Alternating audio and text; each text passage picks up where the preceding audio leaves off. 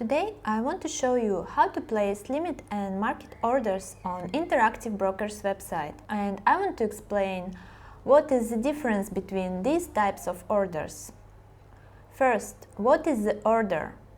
The order is a command that you send to your broker to buy or sell certain stock on certain conditions. So, difference between market and limit orders is the conditions you want to trade.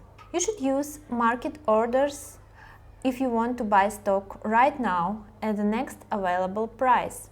Doesn't matter what the price it will be. But you should be careful with these orders because price can change and to be more expensive at the moment when the actual transaction happens. For example, if you placed the order when market is closed and when it opened, price went up. But with market order, you know it will be closed as soon as possible. And limit order is the one you should choose if you care about the price you want to buy stock at. You set the price and wait when stock will reach it, and then the order will be closed. So you have control on the price you buy. But you may wait quite a long time, or even your order may never be closed. So now I want to show you first how to place limit order on Interactive Brokers. We opened our favorite S&P 500 stock. As you see, I have 3 shares, and let's say I want to buy one more on certain price. The price is 77. Let's say I want to buy one share when the price will be, let's say, 60. That's not quite realistic for now, but anyway, I'm not gonna really close this order. So you choose limit order type and time and force. You can choose good till cancel. It means it will wait until you cancel the order if it's not closed, or it will just be closed. And then you submit it. And you can see your order has been submitted.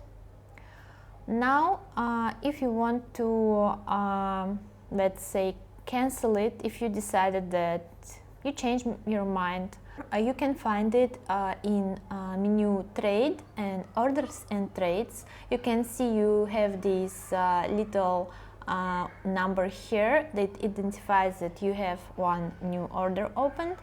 And you see you have here the list with all your pending orders, and if you want you can cancel it or modify it to enter different parameters. So for now I just want to cancel it because I want to show you as well how to place market order. So now when we cancelled our limit order, let's buy something. Let's open the market order.